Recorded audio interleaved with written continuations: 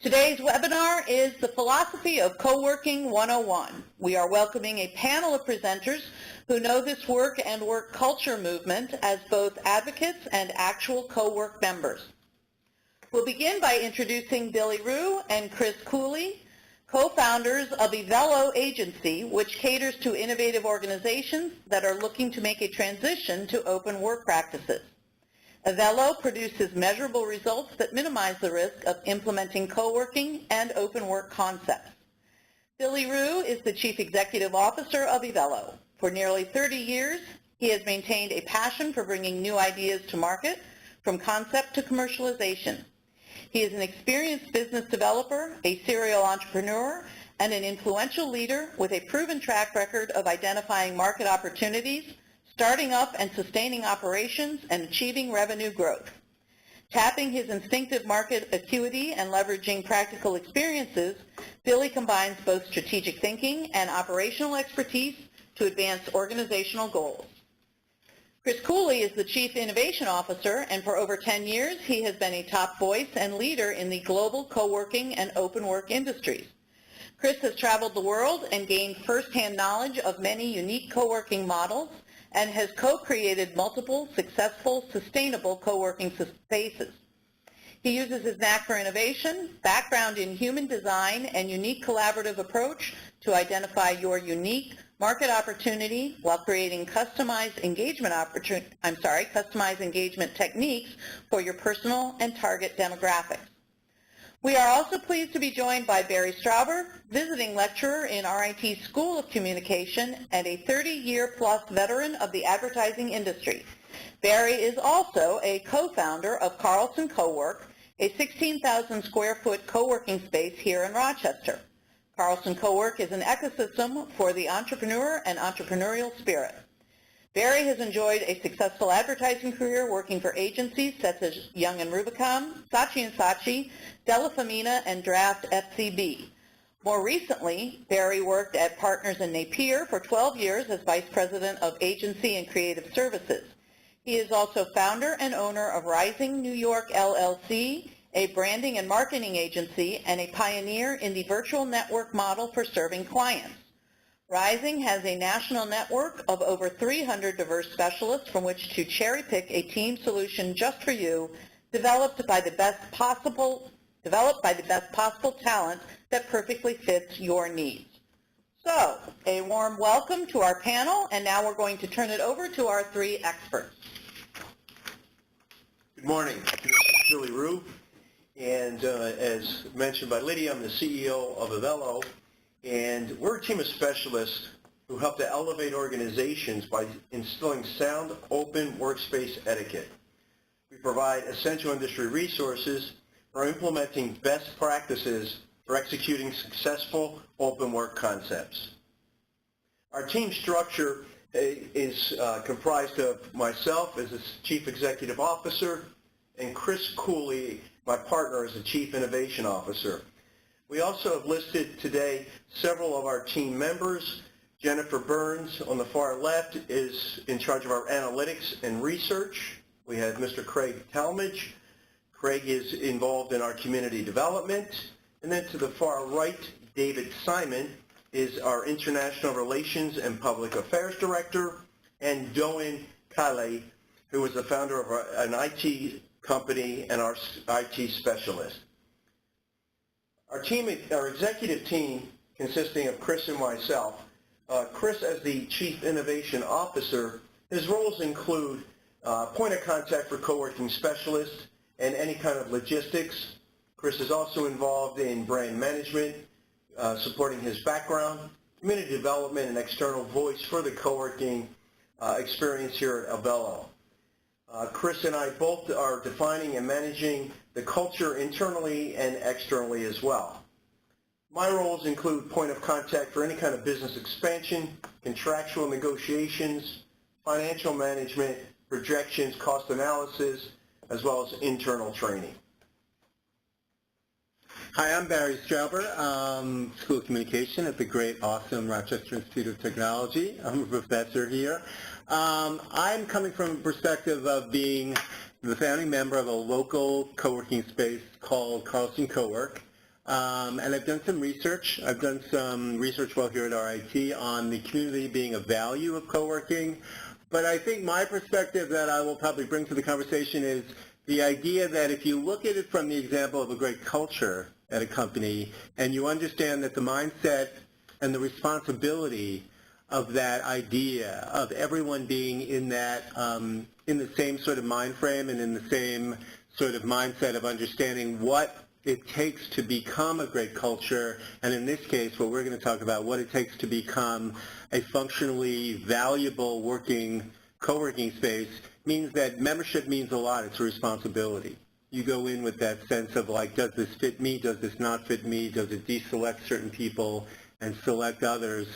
So the idea of creating that space is interesting, and I'll be adding my perspective to the conversation as we continue. Thanks, Barry.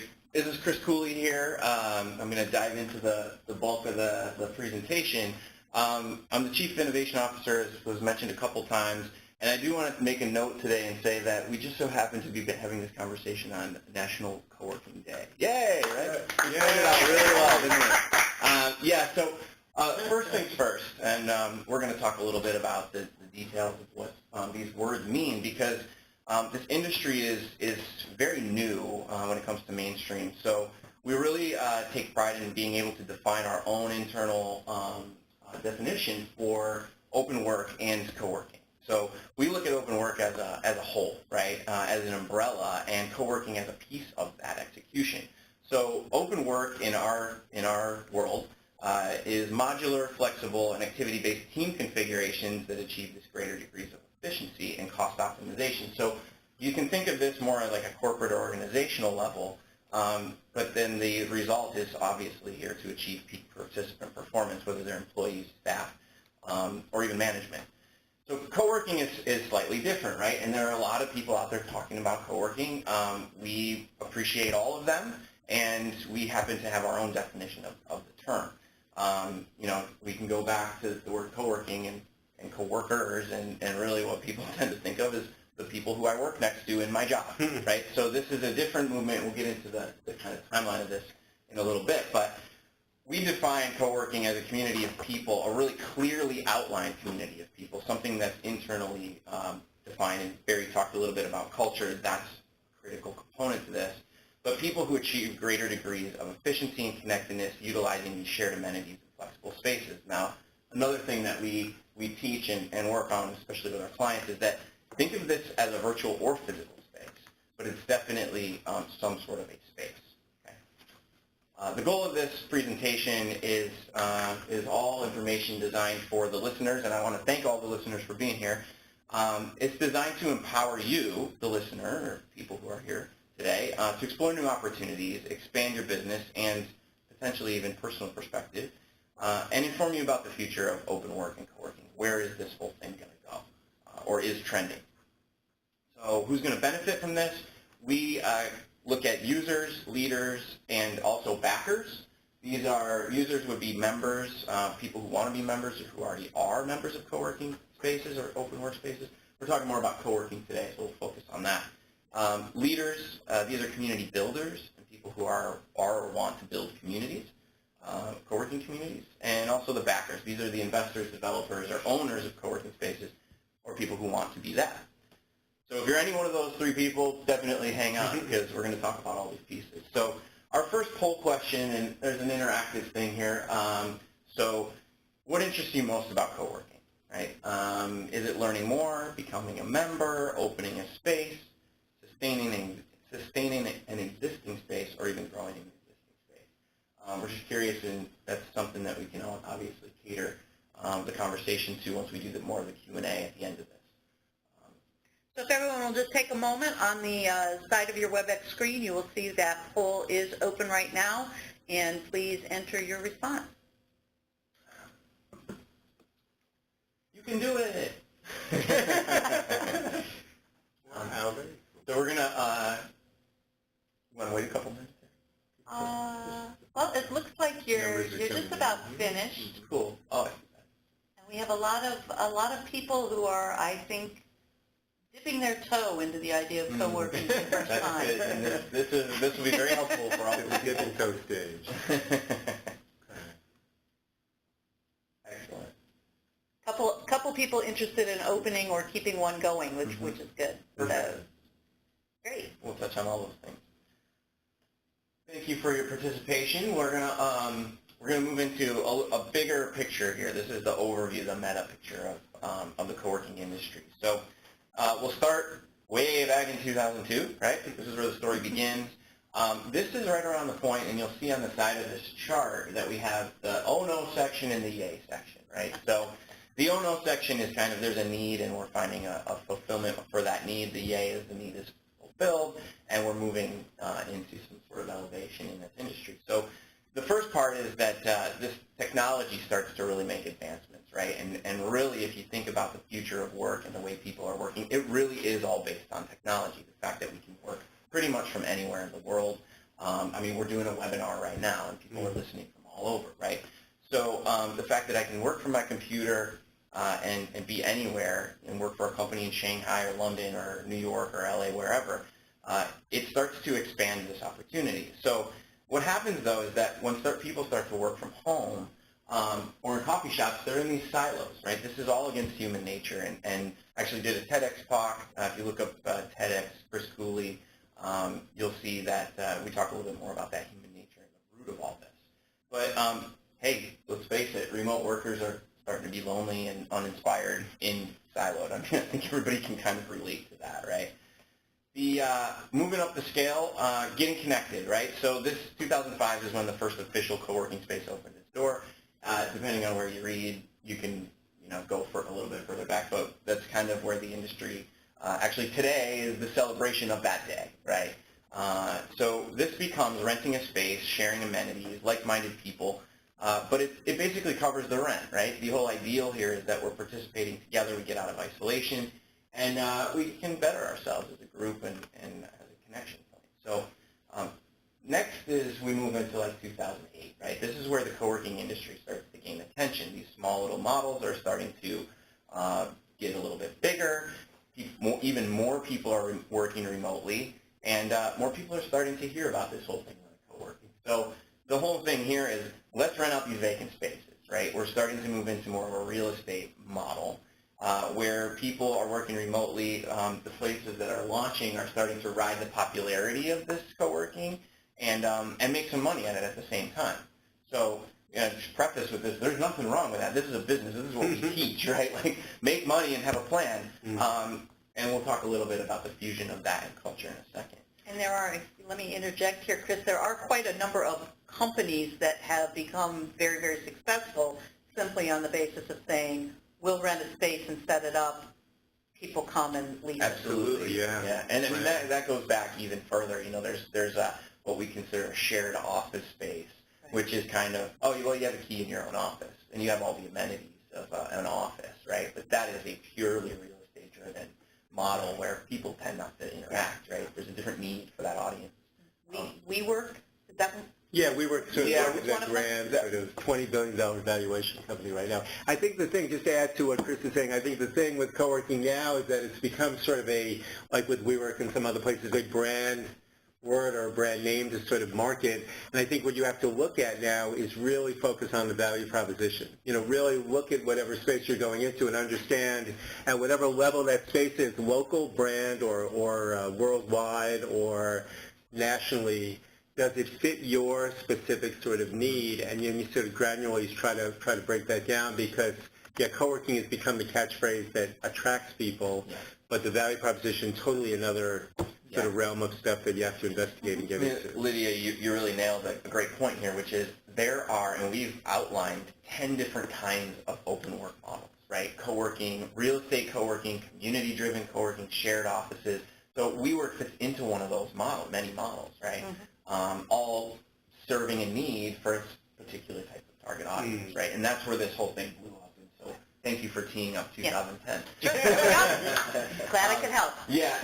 So this is where co-working and capitalism becomes this fusion, right? And you see we're all up in the yay portion because there's a lot of needs being solved up here. So what this turns into is, okay, there's a lot of these vacant spaces. We can turn them into co-working. It's on a rise. It's very popular. And I want to also preface with this chart that these are observational from an industry whole. It doesn't mean that co-working is going away. It actually means that it's growing at a substantial rate, but that there's more division within it than ever before, right? So the key with this is that a lot of these companies are collecting data. You think of all the people and technology expanding that you, as a member of these spaces, you're signing on to provide a lot of information, right? So that's where some of these big valuations come from as well. There's a lot of different layers to that from a business standpoint. But there's an opportunity here. These spaces start to sell community, run like a gym where you sell you have 200 seats, you sell 400 memberships. It's all cool. It works, right? Just again, observations and where the industry kind of headed and was back then. So spaces open all over the world. They scale very quickly. Right? They're fulfilling a need that people think they know that's around. But the co-working title now is associated more with business strategy, not with culture, or at least it's becoming more of a divergence. There's these separations. So again, I want to preface with this doesn't mean that the industry is going away, but it does mean that there's a little bit of a slippage here because what we're now seeing is competition. There's a bit of membership atrophy because of that saturation in the market. So opening your doors and being a cool, hip, trendy space is not necessarily good enough. We're seeing this a lot, actually, where people 3 or 4 years ago opened the doors, they were full. Now they're going, well, why aren't we full anymore? And it really boils down to that culture. If you don't have a reason for people to be there and a stickiness, then what's to keep them from moving down the street because it's cheaper? So we do see co-working spaces closing in this case. Now here's where we are. The present, to the general public, and we talked a little bit about this bigger co-working model, because there are these larger companies that are, utilizing co-working style models. The general public is seeing that more often, and so these larger companies with these conglomerates, that real estate model is really where the focus kind of is when people think of this word. So the other part of this is that there are these local boutiques that are sort of individualized and patchworks, and the question here is where's the middle ground, right? Where are the 5 to 10 location companies that can actually provide culture, be interconnected, and still have that sense of community, right? Differentiator. And then this is the projection, like the future of space, right? One of the things that we teach at Evelo is the philosophy of coworking, right? And so what that is this fusion. It's understanding that there are really 2 halves to this model, right? One is the space, collaborative environment, virtual or physical. The other is a really engaging culture. And just like mind and body, there's this 50-50 that rather than stand on one side and say those people are doing it wrong and stand on the other side and say they're doing it wrong, let's look at both and say if we embrace the space and the people, now we've really got something here, right? So if people who are listening want to know more, feel free to connect with us, learn how to implement the philosophy of coworking, and we'll get into that at the end of this presentation, how you can do that as well. So, did you want to? Yeah, we have one question, and that is for Barry. Okay. You are part of the Carlson Cowork, and there are people here, I'm interjecting this, there are people here who are familiar with that because it has had sort of an RIT association anyway. Yeah. So what is the current state of the Carlson Cowork? Where does it fall in that continuum? Good question. That's a very good question.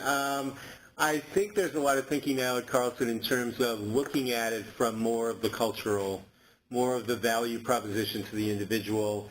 When we started that in 2015, it was still pretty fresh, like on Chris's continuum of that showing where things are. Back in 2015, it was an experiment, and it was something that we were looking to try to figure something out and see what this was going to be, this thing of co-working, and how actually it would integrate with Rochester and integrate with universities here in Rochester. I think we're coming close now to understanding the real value of it, and Carlson Cowork for sure looking at that and trying to figure out integration with universities, integration with corporations, integration, within Rochester and within the business market that's happening now in Rochester. So yeah, I think with Carlson Cowork, it was a model for a while of one that understood the intention, which is probably why it still hangs around now, because it truly understood the intention of what it was meant to be as a co-working space. But I think now, closer now to thinking about integration with other places in the city and other places around town, and trying to really be a bigger value and understanding exactly what Chris is talking about, which is, can it do stuff for corporations, can it do stuff for universities? And that's more about just the beauty of what co-working and productivity and all the benefits that come with all of that could create in one of those things. Great. And for the people, for the alumni who are in the Rochester area, Carlson Cowork is on the east side of the city, right next to where Radio Social is. That's sort of all in the same complex, correct? So if you're ever... 60 Carlson Road, the old Stralberg Carlson building, an historic building in Rochester, now is housing everything, including the very cool Radio Social, but a really great story and narrative for Rochester, where that building has now become a celebrated company, a celebrated business inhabited building, which it wasn't for a while. So cool little area of the town there that we're at. Yeah, great place to stop by and see an example of what some of this is about. Yeah. All right, great, Cool. thanks. Go ahead. So for the individual listening, we're going to break down into those three categories that we outlined in the beginning: the member, the backer, and also the leader. So knowing all this gives you the power, right, to make any sort of direction, path choice that you want. So how does co-working impact members, community builders, and investors of spaces? We're going to break that down into each one of these. So here we have a segment from this is a Journal of Facilities Management, a Six Sigma quality approach to workspace evaluation. For users, open workspace can enhance a sense of belonging. I mean, this is proven and backed. So, Barry, I want to pose this question to you. For a member, someone who's looking for a space, how can they know if a co-work is the right fit for them? I think the idea, we went through this a little bit with Carlson Cowork, but for any co-working space, I think the idea that when someone applies to go to a co-working space, there's a sense of being a responsible member. You're not just someone who's signing up to sit there and actually have things just happen to them. You now become democratically someone within that space that is active, that is suggesting and recommending things that should be done in that space. It's like a culture. I mean, I worked at awesome advertising agencies where culture was one of the driving value propositions, because everyone was empowered to be actionable about what they were doing within that space. And for sure, that's the right idea with co-working. So you're going in understanding that you have the power, and also you're going in sort of seeing what the landscape is and what the people are like, and you're wondering, could this be created into something that I would thrive in and be innovative in? So it's all about that empowerment and understanding, it is culture, and it is creating that sort of very sort of like-minded community within a space. What about people who are already at co-working spaces? What would you say to them as far as how they can make the most of their experience there? I say if you're not actually getting experience that you desire, you should sort of go to the leaders that are there and say, my idea of co-working is more of this single empowerment of everybody in the space to be able to come up with their ideas and feel like they can move the needle in terms of like whatever innovative things are going on, or are there things they're not exposed to that they'd like to be exposed to?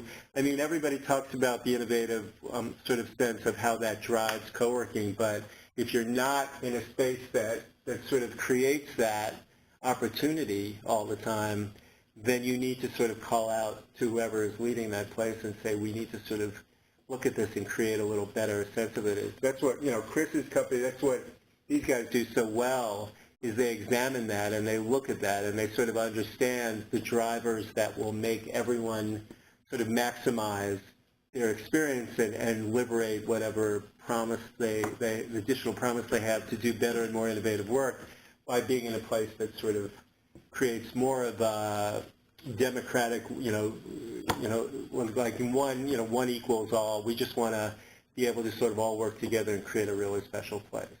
Great. And so these are some takeaways from that, right, Barry? Like if you're going to go check out a space, we recommend go to multiple spaces, right? Ask a lot of questions.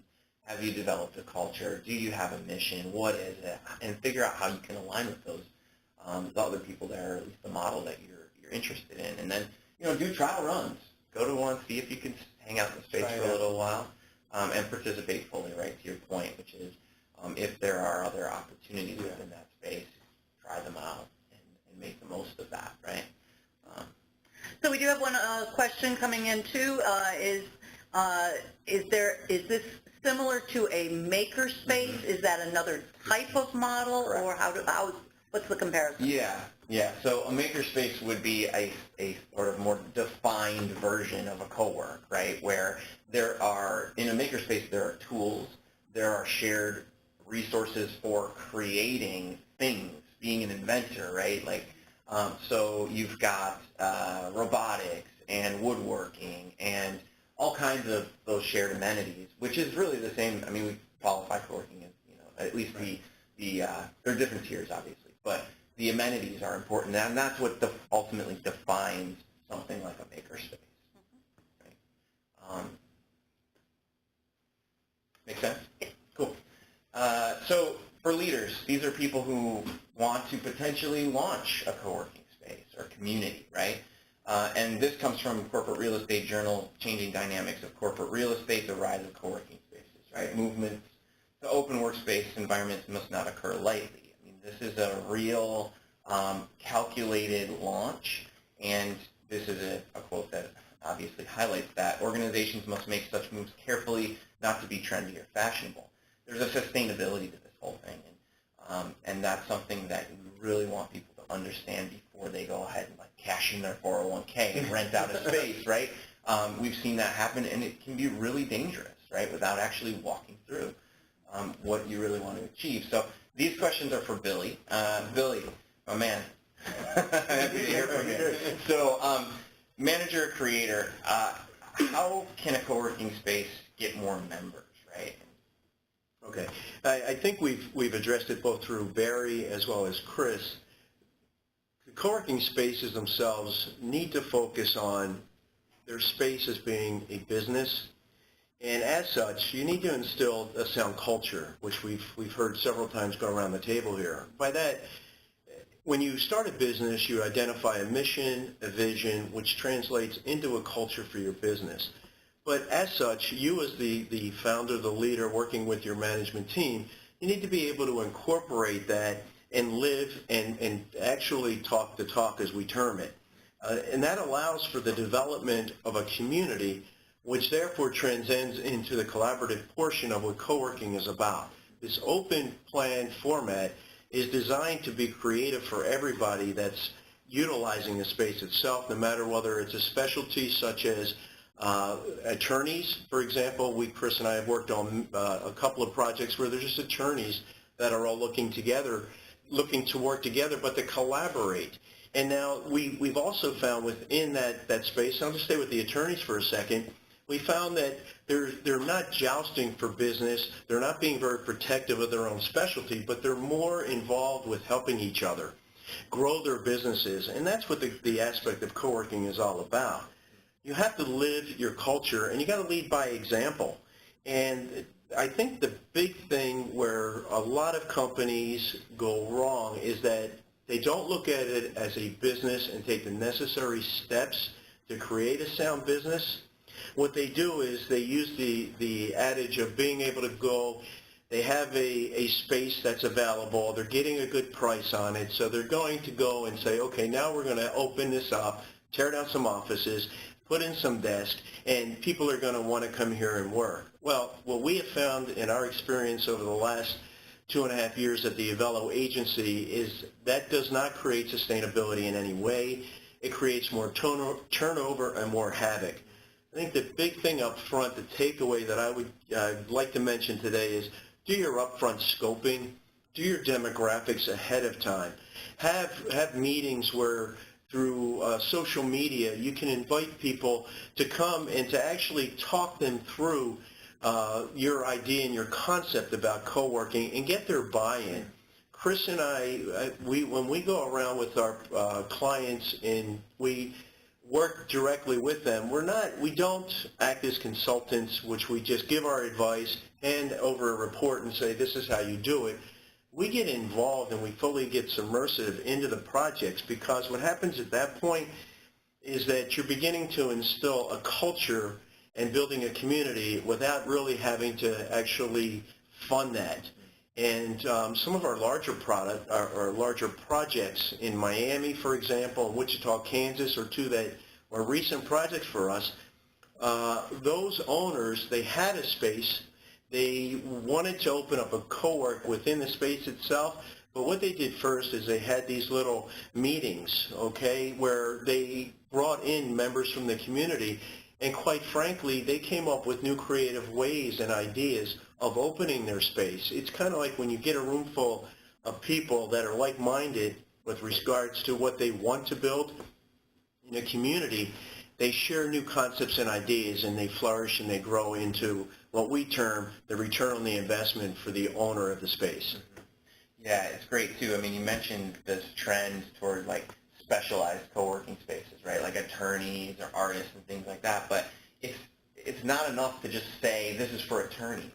It's like, why is this for, and what do they want, Again, otherwise you just go to the open doors thing. Oh, it's the only co-working space for attorneys. You better go there. Well, when there's another one, why do they stay, right? So, and that's where that's where companies, Chris, as we see quite often, that's where they lose their sustainability, their memberships. Totally. And everyone thinks that it's because of pricing. Right. And okay, the co-work down the street is $20 less. Yeah. They're cheaper, so we're going to go down there. when in reality, that's not the principle or the driving force behind it.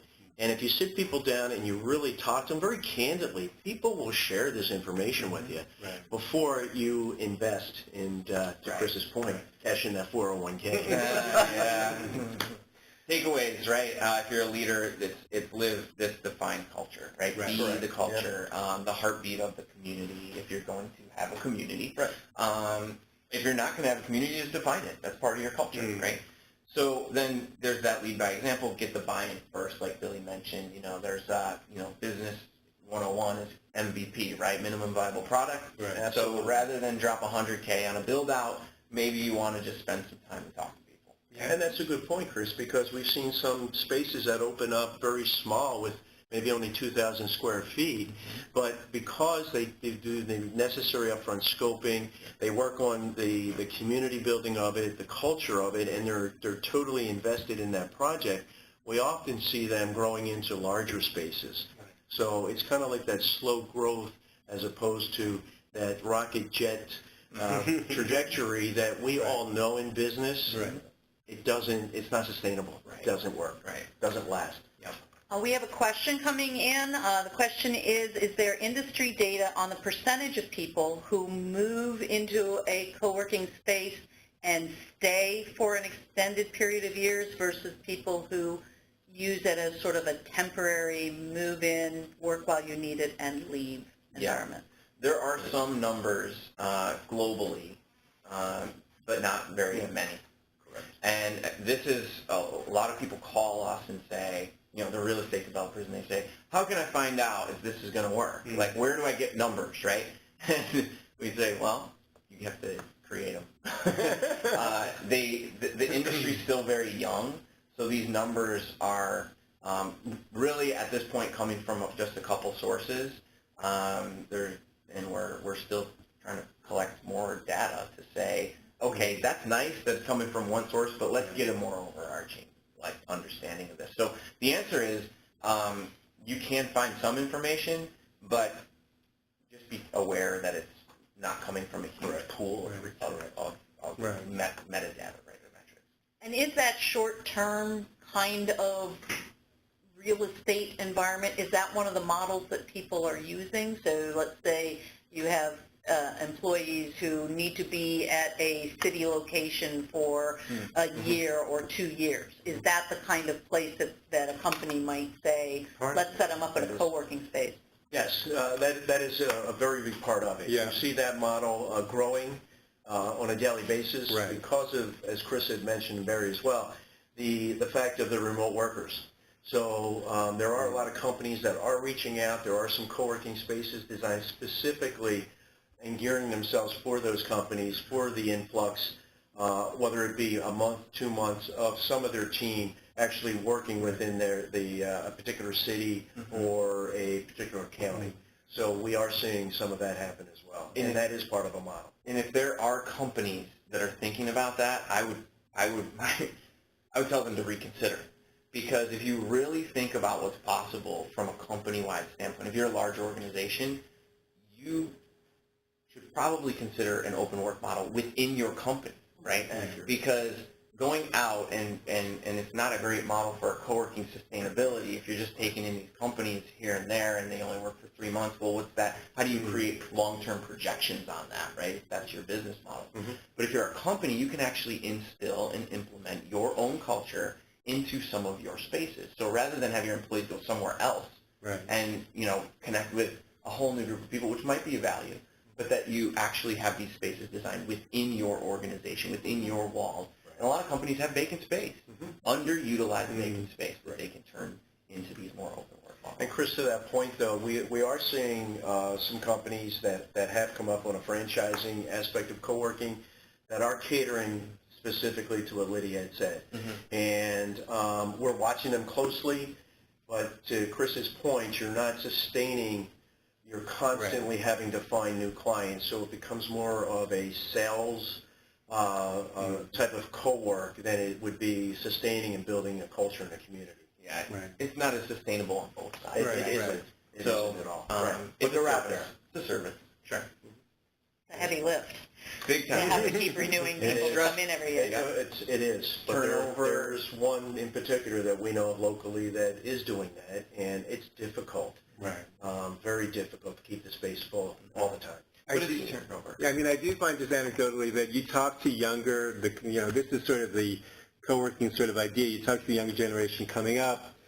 They're looking at a world where, 9 to 5 is an old school sort of thing, and they're looking at the lifestyle of a co-working space in a general sort of bigger sense as being freedom, as being sort of, allowing me to sort of create that work-life balance in a much more diverse and interesting way. That's where you hear about the gig economy and all that stuff. People can create their own lives a little better. So when I, in Rochester, go to the young guys and say, why do you continue to stay here at this co-working space? It's because they don't see the traditional model, of I'm staying in my office from 9 to 5 all day. They see the, technology allowing them the freedom and flexibility of going into support places like co-working spaces and doing their job. So the future looks interesting in that sense. Yeah, and Barry, to that point, I mean, even locally here in Rochester, there's the Trinity Montessori program. And my children happen to attend there.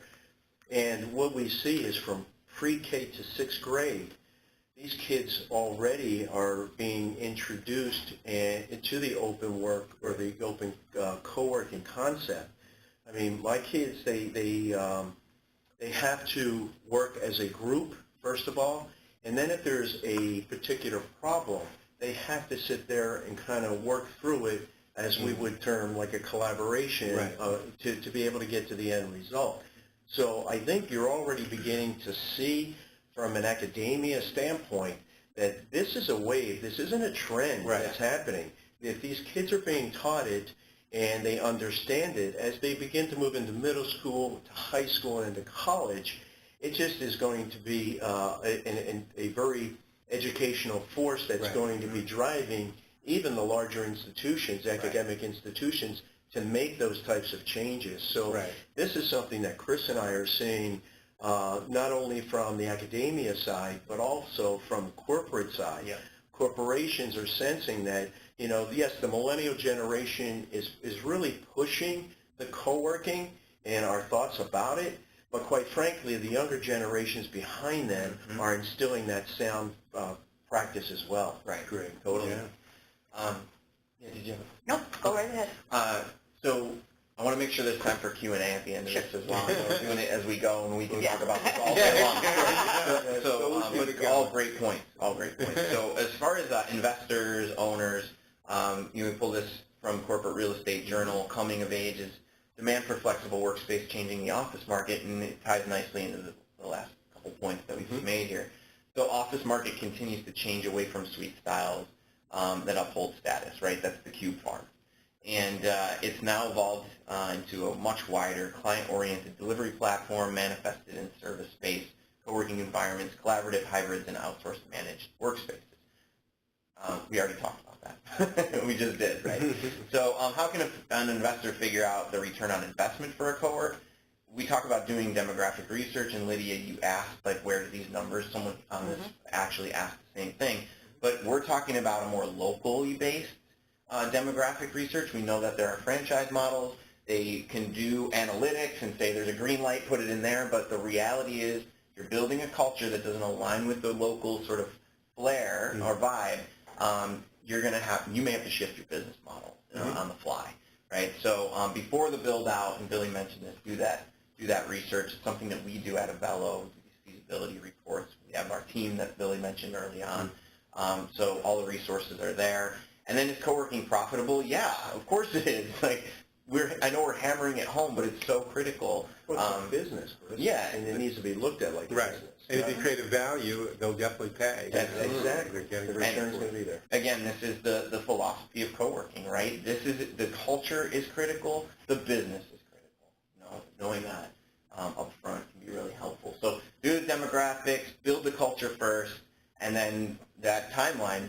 Be aware that the market is becoming saturated. So even more important to do all this legwork up front. So we have a YouTube channel. There's some really cool videos. I did an interview series. Billy's going to be doing one. Maybe we can get Barry in to hang out with us. Okay.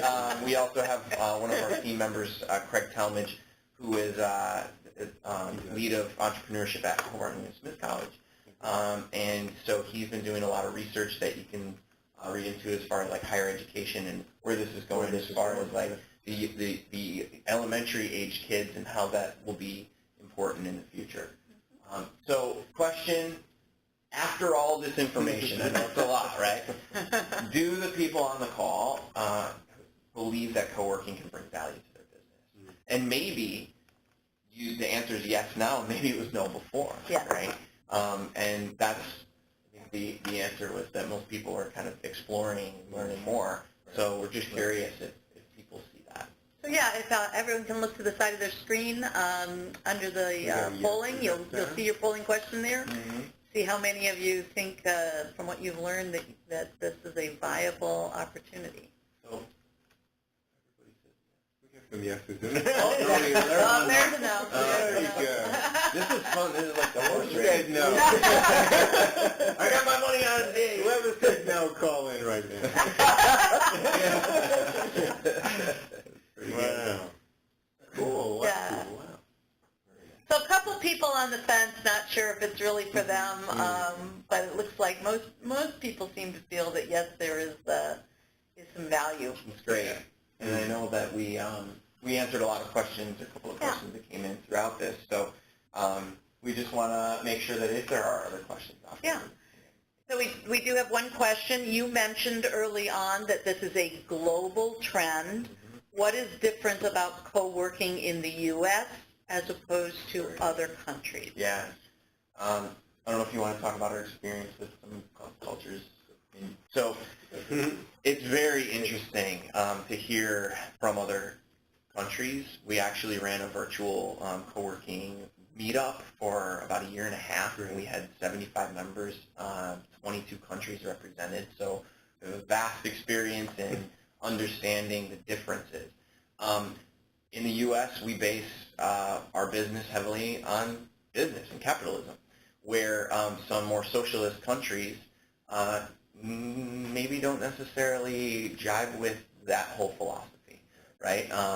A lot of spaces like in Germany, for example, we talk with some people who they don't really get the concept of charging a lot. They kind of let people use it for free, and so there are models, and we've dealt with some of that here in the States, even with nonprofits, right?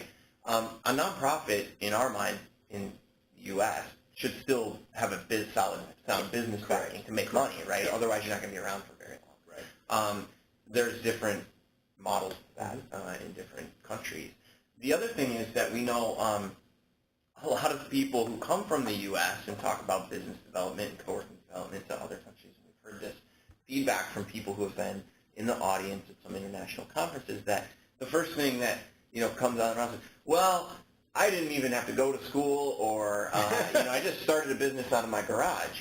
Well, in Tunisia, you cannot start a business out of your garage. If you don't go to school, you literally clean toilets, and I don't mean that in a derogatory fashion. I mean, that's the reality of the scenario. So to go in and just assume that we have all the answers from what we've done and that everything is the same, it's not, right? And to that point, Chris, I mean, Chris and I were working with the different countries. We take time to actually go in and research, do our internal research to find out specifically, some of the nuances of the country, because we think it's right, because we think capitalism, because we think it's all about making money. Quite frankly, everyone on the call and in the room here knows that that's not the way it is universally. Right. So to the point what Chris is making is that we take the time to really submerge ourselves, and part of where we transition to the Evelo Agency is to have people use us as that resource to be able to address specific questions about their specific environment, not what we think should be the mainstay globally. Yeah, we're actually September next month. We've been invited to be the keynote speakers at an event in Prague, and so understanding that community, that culture is this will be a slightly tweaked presentation, if not completely revamped, right? So yeah, it is global, and the numbers and metrics you talked about earlier, there are global statistics that show that this industry is doing nothing but grow year after year. So it's encouraging, right? So we have another question from a member's perspective. Are there risks associated with co-working that someone needs to take into consideration before joining? Yeah, I mean, I think one of the things that we talked about within this conversation was that the risk is just to go into it and think it's all about the actual place, location, and the people there giving you something. When this has to be this sort of back and forth. When you go in, again, being understanding of who's there, what's the vibe, what's the culture like, what are the other people doing, and if you feel like you fit into that, and also you feel like they're going to empower you to make some changes and do things that you might want to do, then you have an involved hand in it, and there's a much less risk of, finding out that this place isn't for you. So a little bit of deliberate sort of thinking about it and going into the situation of co-working with a lot more mindfulness of understanding what it is before going into it, because who knows what it's going to be like, and who knows who's leading it, and who knows that maybe you won't have much input into it. And to get as much back from it, I just feel you have to give that much to it. And it's rewarding if you can find a place that allows you to do that. And again, just like a company that has a culture that empowers you to be able to give a lot to it as well as take away from it. And if I can add a little something, is that you can minimize those risks. I mean, this is one of the things that we do. We're actually working on a tool so that people can understand what model they fit best into. But ask questions. Come up with a list of questions, right? Because then you can go in and ask, and the risk is in signing up for a space and spending a minimum of $150 in most cases to stay there for a month and go, oh man, this isn't it, right? And then do it again and again. One of the things I associated with when talking with some folks that asked this question is I equate it to an interview. If you're going to an interview, you want to be prepared. And you can find everybody has websites, they have social media for their individual co-working spaces. Do your upfront scoping. Look at it, see if it resonates with you, because the glitz and the glamour, as I term it, you're going to see that in more spaces than not. Everyone thinks that by making it very trendy, given some amenities, that it's going to make and draw people to their space. You just take your time, do a little bit of work, and as both Barry and Chris mentioned, ask a lot of questions. Because as if I take it back to an interview, you're interviewing for the position as the person is interviewing you for that position as well. So if you kind of flip your mindset towards that, I think that it becomes very productive in determining whether or not you're a good fit. Yeah. So I know you're checking the time, or No, I'm not checking the time. Okay, We're good. We got plenty of time. I'm Um, checking because we got another question. That was all. okay. Yeah, that's great. So the next question is, are there certain types of both people and businesses, like the actual activity, that are truly well suited for co-working? So for example, technical people, creative That's a great businesses, question. are there ones that are better suited for co-working? Well, I can give one example Go that Chris for will it, remember. We went into an interview not long ago, and somebody called in and said, "Oh, you guys are in that co-working thing. That's for extroverts. That's for people who are like really like outgoing and stuff." No, I mean, not necessarily. What Julie just said, you go in and you have to understand who's there, what's the landscape, who are the people that work there. We had a lot of creative people initially probably come into Carlson Cowork because we knew creative people, so we invited them, so they came in. But it wasn't, long before other people started coming in. It became pretty diverse. So again, it's not really what you do. It's really the support system. This ecosystem that once you go into it, it allows you to have support from a lot of different places, which actually the diversity probably makes you create a little more of an innovative place rather than just, focusing on one thing. But I don't think it's like this is, finding someone who's very extroverted or finding someone who is more apt to go over and say hello to somebody.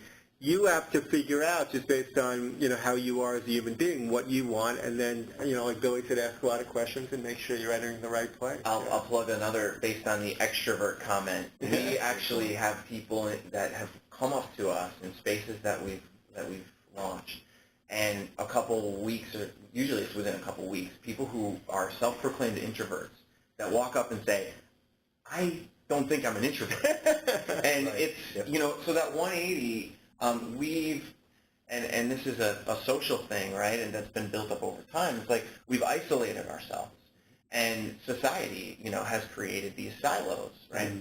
So it's interesting that people are presumptuous and saying, because I work in isolation, I'm an introvert. Mm. But when you put them in a community of other people who are other self-proclaimed introverts, all of a sudden there's this huge burst of what some people might consider an extrovert. Yeah. Right? So it's truly an incredible movement in that sense, right? That it actually brings people back to the root of the way that we interact as human beings. And to that point, Chris, the majority of co-working spaces will also have a community manager, and that community manager helps to introduce new members, helps to really cultivate the culture, and can actually be an icebreaker, to bring in the different variations of people, but also to collaboratively get them speaking.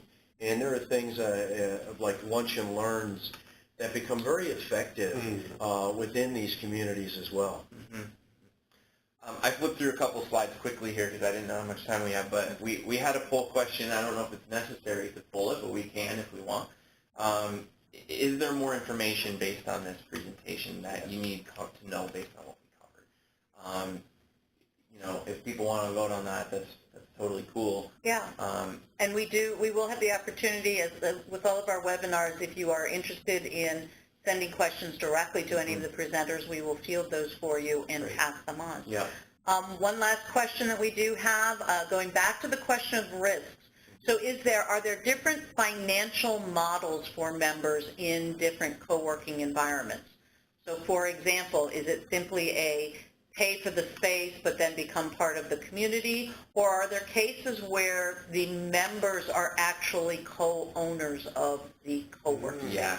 So the difference there is that becomes a co-op, right, where the members actually collaboratively own a percentage of the company. Now, there aren't very many models like that out there, to be honest with you, because what happens is there's a decision made at the beginning to say, this is a partnership, these are the people who own it. And if anybody out there would like to explore that, call us, because I would love to hear some thoughts about that. In my opinion, that's the true essence of this collaboration, which probably swings a little bit away from the real estate version. Yeah. So Right. you're getting into these definitions, and it's a great point because there are few resources out there that truly define all of these different Right. models. Which again, it's the more you know, right? So we did have a slide here. Even if you're not in need of more information, please feel free to connect with Barry, myself, and my buddy Billy over here, because we're always creating more content, making more observations, posting new findings. So LinkedIn is a good place, and then there's other resources. You can YouTube Evelo Agency, as I mentioned. There's a couple videos there. We're right in the process of launching marketing campaigns for those videos that are there. I'm on Twitter at Cowork Consult. The agency is on Twitter at Evelo Agency. You'll see a cool behind-the-scenes posting of all of us on these networks as we were setting up today. And we do have discovery sessions, so if people are interested, go to philosophyofcoworking.com and you can actually just talk with us about your project. So, that's the big thank you, and much appreciated, Lydia. Thank you, Lydia. Thank you all. Inviting us here. Thank you to RIT, yeah, Absolutely. sure, and happy to come back anytime. Thank you. So as I said, if you have any additional questions, they can be emailed to ritalum@rit.edu or tweeted to @RIT_alumni with the hashtag #MeRITWebinars, and we will direct your questions to our panel members. Note that everyone will receive an email from us in the next few days with a link to today's webinar recording. Many thanks to Billy and Chris from Evelo, and Barry from Carlson Cowork for being our distinguished speakers today. And thank you all to our listeners for joining us for today's webinar. We hope you will join us for the next webinar, which is on August 15th, when we welcome Brenda Cunningham, an RIT alumna from the class of 2001 and CEO of Push Career Management, LLC. Brenda will share her expertise in how you can get positioned for a promotion. Check your email inbox for your invitation. Thanks again to everyone for joining us, and we hope to see you next time. You may exit the webinar by simply closing your WebEx window, and please do let us know what you thought of the webinar by taking the brief survey, which will pop up when you exit. Thanks again, and have a great day.